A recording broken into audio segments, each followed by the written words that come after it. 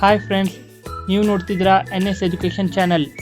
ಇವತ್ತು ನಾವು second PU ಇತಿಹಾಸ ವಿಷಯದ ತುಂಬ ಇಂಪಾರ್ಟೆಂಟ್ ಕ್ವಶನ್ ಆದ ಗುಪ್ತರ ಕಾಲದ ಸುವರ್ಣ ಯುಗದ ಬಗ್ಗೆ ಚರ್ಚೆ ಮಾಡೋಣ. ಈ ಪ್ರಶ್ನೆ ಸಾಮಾನ್ಯವಾಗಿ 10 ಅಂಕಕ್ಕೆ ತುಂಬ ಸಲ ರಿಪೀಟ್ ಆಗಿದೆ. ನೋಡೋಣ ಬನ್ನಿ ಈ ಆನ್ಸರನ್ನು. ಮೊದಲಿಗೆ ನಾನು ಈ ಪ್ರಶ್ನೆಗೆ ಉತ್ತರವನ್ನು ಸ್ಟೆಪ್ ವೈಸ್ ಕೊಡ್ತೀನಿ, ನೋಡ್ಕೊಳ್ಳಿ. ಮೊದಲು ಪೀಠಿಕೆ ಹೀಗೆ ಬರೆಯಿರಿ. ಭಾರತೀಯ ಇತಿಹಾಸದಲ್ಲಿ ಗುಪ್ತರ ಕಾಲವು ವಿಶಿಷ್ಟ ಸ್ಥಾನವನ್ನು ಪಡೆದಿದೆ. ಈ ಯುಗದ ಸರ್ವಾಂಗೀಣ ಬೆಳವಣಿಗೆಯಿಂದಾಗಿ ಡಾಕ್ಟರ್ ಸ್ಮಿತ್ ರವರು ಈ ಕಾಲವನ್ನು ಸುವರ್ಣ ಯುಗವೆಂದು ಕರೆದಿದ್ದಾರೆ. ಧರ್ಮ, ಶಿಕ್ಷಣ, ಸಾಹಿತ್ಯ, ಕಲೆ ಮತ್ತು ವಾಸ್ತುಶಿಲ್ಪ, ವಿಜ್ಞಾನ ಮತ್ತು ತಂತ್ರಜ್ಞಾನ ಕ್ಷೇತ್ರಗಳಲ್ಲಿ ಇವರ ಸಾಧನೆ ಅಸಾಮಾನ್ಯವಾಗಿದೆ. ಓಕೆ, ಇದು ಪೀಠಿಕೆ. ನಂತರ ಪಾಯಿಂಟ್ಸ್ಗಳನ್ನು ವಿವರಿಸೋಣ. ಟೋಟಲ್ 5 ಪಾಯಿಂಟ್ಸ್ ಬರ್ತವೆ. ಹಿಂದೂ ಧರ್ಮದ ಪುನರುತ್ಥಾನ, ಶಿಕ್ಷಣ, ಸಾಹಿತ್ಯ, ಕಲೆ ಮತ್ತು ವಾಸ್ತುಶಿಲ್ಪ, ಹಾಗೆ ವಿಜ್ಞಾನ ಮತ್ತು ತಂತ್ರಜ್ಞಾನ. ಈ 5 ಪಾಯಿಂಟ್ಸ್ಗಳನ್ನು ನಾನು ಹೇಗೆ ವಿವರಿಸಿದ್ದೇನೋ ಹಾಗೆ ವಿವರಿಸಿ 30ರಿಂದ 40 ವಾಕ್ಯಗಳಲ್ಲಿ ವಿವರಿಸಬೇಕಾಗ್ತದೆ. 10 ಅಂಕದ ಪ್ರಶ್ನೆಗಳನ್ನು ನಿಮ್ಮ ಎಕ್ಸಾಮಲ್ಲಿ ನೀವೇನಾದರೂ 20-25 ವಾಕ್ಯ ಬರೆದರೆ ನಿಮಗೆ ಜಸ್ಟ್ 6-7 ಮಾರ್ಕ್ಸ್ ಕೊಟ್ಟು ಅಷ್ಟೇ ಮಾಡಿಬಿಡ್ತಾರೆ. ಬಟ್ ಈ ರೀತಿ ವಿವರಿಸಿದರೆ ಮಾತ್ರ ನಿಮಗೆ 10ಕ್ಕೆ 10 ಅಂಕ ಕೊಡ್ತಾರೆ. ಬನ್ನಿ ಆನ್ಸರ್ ನೋಡ್ಕೊಳ್ಳೋಣ. ಹಿಂದೂ ಧರ್ಮದ ಪುನರುತ್ಥಾನ ಗುಪ್ತ ಯುಗದ ಪ್ರಮುಖ ಲಕ್ಷಣಗಳಲ್ಲಿ ಒಂದಾಗಿದೆ. ಗುಪ್ತ ಸಾಮ್ರಾಟರು ಹಿಂದೂ ಧರ್ಮದ ಅನುಯಾಯಿಗಳಾಗಿದ್ದರು. ಆದಾಗ್ಯೂ ಬೇರೆ ಧರ್ಮಗಳಾದ ಜೈನ ಧರ್ಮ ಮತ್ತು ಬೌದ್ಧ ಧರ್ಮಗಳ ಬಗೆಗೆ ಸಹಿಷ್ಣುಗಳಾಗಿದ್ದರು. ಹಿಂದೂ ಧರ್ಮವು ಗುಪ್ತರ ರಾಜ ಧರ್ಮವಾಗಿದೆ. ವಿಷ್ಣು, ಶಿವ ಮತ್ತು ದುರ್ಗಾ ಆರಾಧನೆಗಳು ತುಂಬ ಜನಪ್ರಿಯತೆಯನ್ನು ಪಡೆದುಕೊಂಡವು. ಗುಪ್ತ ಅರಸರು ವೈದಿಕ ವಿಧಿವಿಧಾನಗಳನ್ನು ಅನುಸರಿಸಿದರು. ಗುಪ್ತ ಅರಸರು ಪರಮ ಭಾಗವತ ಎಂಬ ಬಿರುದನ್ನು ಸಹ ಹೊಂದಿದ್ದರು. ಓಕೆ, ಈ ಪಾಯಿಂಟ್ನ ವಿವರಣೆಯನ್ನು ಎಕ್ಸ್ಪ್ಲನೇಷನ್ ನೋಡೋದಾದರೆ, ಹಿಂದೂ ಧರ್ಮದ ಪುನರುತ್ಥಾನ ಅಂದರೆ ಇವ್ರಿಗಿಂತ ಹಿಂದೆ ಬಂದ ರಾಜವಂಶಗಳು ಯಾವುವು ಸಹ ಹಿಂದೂ ಧರ್ಮವನ್ನು ಪ್ರೋತ್ಸಾಹ ಮಾಡಲಿಲ್ಲ. ಅವರೆಲ್ಲರೂ ಬೌದ್ಧ ಧರ್ಮ ಮತ್ತು ಜೈನ ಧರ್ಮಕ್ಕೆ ಮಾತ್ರ ಪ್ರೋತ್ಸಾಹ ಮಾಡಿದರು. ಆದರೆ ಗುಪ್ತರು ಹಿಂದೂ ಧರ್ಮದ ಏಳಿಗೆಗಾಗಿ ಶ್ರಮಿಸ್ತಾರೆ. ಓಕೆ, ಇವರೆಲ್ಲರೂ ಹಿಂದೂ ಧರ್ಮದ ಅನುಯಾಯಿಗಳಾಗ್ತಾರೆ. ಆದರೂ ಸಹ ಇವರು ಜೈನ ಧರ್ಮ ಮತ್ತು ಬೌದ್ಧ ಧರ್ಮಗಳ ಬಗೆಗೆ ಸಹಿಷ್ಣುಗಳಾಗಿ ಇರ್ತಾರೆ. ಅವುಗಳ ಬಗ್ಗೆ ಏನು ಕೆಟ್ಟದನ್ನು ಬಯಸೋದಿಲ್ಲ. ಇವರೆಲ್ಲರೂ ಹಿಂದೂ ಧರ್ಮದ ಅನುಯಾಯಿಗಳಾಗಿರ್ತಾರೆ.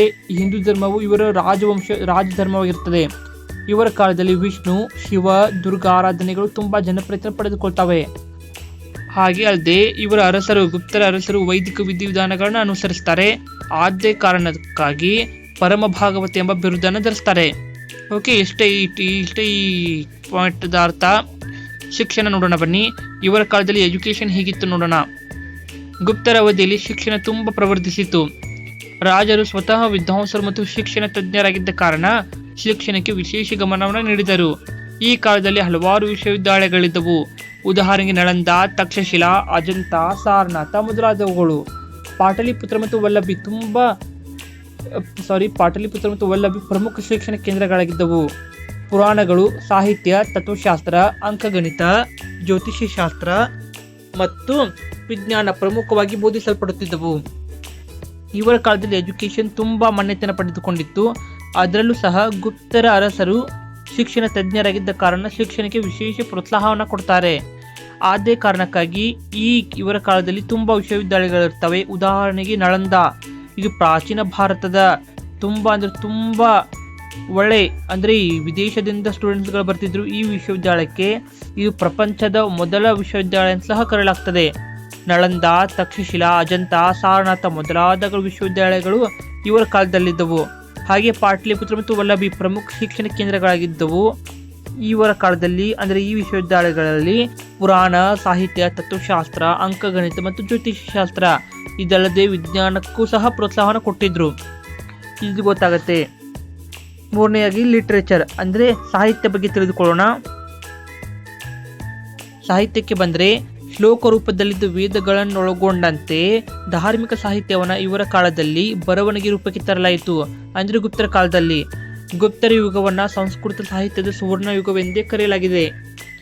ಸಮುದ್ರಗುಪ್ತನು ಕೇವಲ ಒಬ್ಬ ಅರಸನಷ್ಟೇ ಅಲ್ಲದೆ ಒಬ್ಬ ಪ್ರಸಿದ್ಧ ಕವಿ, ವಿದ್ವಾಂಸನು ಸಹ ಆಗಿದ್ದನು. 2ನೇ ಚಂದ್ರಗುಪ್ತನ ಆಸ್ಥಾನದಲ್ಲಿ ನವರತ್ನರೆಂದು ಕರೆಯಲ್ಪಡುತ್ತಿದ್ದ 9 ಕವಿ ವಿದ್ವಾಂಸರಿದ್ದರು. ನಿಮಗೆ ಇದರಲ್ಲಿ ಗೊತ್ತಾಗತ್ತೆ, ಇವರು ವೇದಗಳನ್ನೊಳಗೊಂಡಂತೆ ಅಂದರೆ ಪ್ರಾಚೀನ ಕಾಲದಲ್ಲಿ ಆರ್ಯರ ಕಾಲದಲ್ಲಿದ್ದ ವೇದಗಳು ಶ್ಲೋಕ ರೂಪದಲ್ಲಿದ್ದವು. ಅವುಗಳು ಹಾಗೆ ಧಾರ್ಮಿಕ ಸಾಹಿತ್ಯವನ್ನು ಇವರು ಬರವಣಿಗೆ ರೂಪಕ್ಕೆ ತರ್ತಾರೆ. ಅಂದರೆ ಇವು ಶ್ಲೋಕ ರೂಪದಲ್ಲಿದ್ದವು. ಇವುಗಳು ಹಾಗೆ ವೇದಗಳು ಮತ್ತು ಧಾರ್ಮಿಕ ಸಾಹಿತ್ಯದ ಕೆಳ ಪರಿಕರಗಳು ಇವು ಬುಕ್ಸ್ ಇವೆಲ್ಲವನ್ನು ಬರವಣಿಗೆ ರೂಪಕ್ಕೆ ತರ್ತಾರೆ. ಆದ ಕಾರಣ ಇವರು ಸಂಸ್ಕೃತಿಗೆ ವಿಶೇಷ ಪ್ರೋತ್ಸಾಹವನ್ನು ಕೊಡ್ತಾರೆ. ಅದೇ ಕಾರಣಕ್ಕೆ ಇವರನ್ನು ಸುವರ್ಣಯುಗ, ಇವರ ಕಾಲವನ್ನು ಗುಪ್ತರ ಸುವರ್ಣಯುಗ ಸಾಹಿತ್ಯದ ಅಂದರೆ ಸಂಸ್ಕೃತ ಸಾಹಿತ್ಯದ ಸುವರ್ಣಯುಗ ಎಂದು ಕರೆಯಲಾಗ್ತದೆ. ಸಮುದ್ರಗುಪ್ತನು ಒಬ್ಬ ಅರಸನಷ್ಟೇ ಅಲ್ಲದೆ ಈತ ಬರೀ ತನ್ನ ಸಾಮ್ರಾಜ್ಯ ವಿಸ್ತರಿಸುವುದರ ಯೋಚನೆಯನ್ನು ಹೊಂದಿರದೆ ಒಬ್ಬ ಪ್ರಸಿದ್ಧ ಕವಿಯಾಗಿರ್ತಾನೆ, ವಿದ್ವಾಂಸನೂ ಸಹ ಆಗಿರ್ತಾನೆ. ಎರಡನೇ ಚಂದ್ರಗುಪ್ತನ ಆಸ್ಥಾನದಲ್ಲಿ 9 ಕವಿ ವಿದ್ವಾಂಸರಿರ್ತಾರೆ. ಅವರನ್ನು ನವರತ್ನರೆಂದು ಸಹ ಕರೆಯಲಾಗ್ತದೆ. ಇವರು ಇದರಲ್ಲಿ ಗೊತ್ತಾಗುತ್ತೆ ಇವರು ಎಷ್ಟು ಸಾಹಿತ್ಯಕ್ಕೆ ಎಷ್ಟು ಪ್ರೋತ್ಸಾಹವನ್ನು ಕೊಡ್ತಾರೆ ಅಂತ ಇದರಲ್ಲಿ ಗೊತ್ತಾಗುತ್ತೆ. ಓಕೆ, ಆ 9 ಕವಿ ವಿದ್ವಾಂಸರನ್ನ ನೋಡೋಣ ಬನ್ನಿ. ಕಾಳಿದಾಸ ಗೊತ್ತೇ ನಿಮಗೆ, ಭಾರತದ ಶೇಕ್ಸ್ಪಿಯರ್. ಕಾಳಿದಾಸನನ್ನ ಭಾರತ ಶೇಕ್ಸ್ಪಿಯರ್ ಎಂದೇ ಕರೆಯಲಾಗ್ತದೆ. ಕಾಳಿದಾಸ ಇವರ ಕಾಲದಲ್ಲಿದ್ದ. ಆತ ಶಾಕುಂತಲೆ ಎಂಬ ಕೃತಿಯನ್ನು ರಚಿಸಿದ್ದಾನೆ. ಹಾಗೆ ವರಾಹಮಿಹಿರನ ಬೃಹತ್ ಸಂಹಿತೆ ಮತ್ತು ಪಂಚಸಿದ್ಧಾಂತಿಕ 2 ಕೃತಿಯನ್ನು ರಚಿಸಿದ್ದಾನೆ. ಹಾಗೆ ಘಟಕರ್ಪ ಕಾವ್ಯ, ಹಾಗೆ ವರರುಚಿಯ ವ್ಯಾಕರಣ, ಅಮರಸಿಂಹನ ಅಮರಕೋಶ, ಧನ್ವಂತರಿಯ ಆಯುರ್ವೇದ ನಿಘಂಟು, ಶಂಕುವಿನ ಶಿಲ್ಪಶಾಸ್ತ್ರ, ಶಪನಕನ ಜ್ಯೋತಿಷ್ಯಶಾಸ್ತ್ರ ಮತ್ತು ವೇತಾಳ ಭಟ್ಟನ ಮಂತ್ರಶಾಸ್ತ್ರ.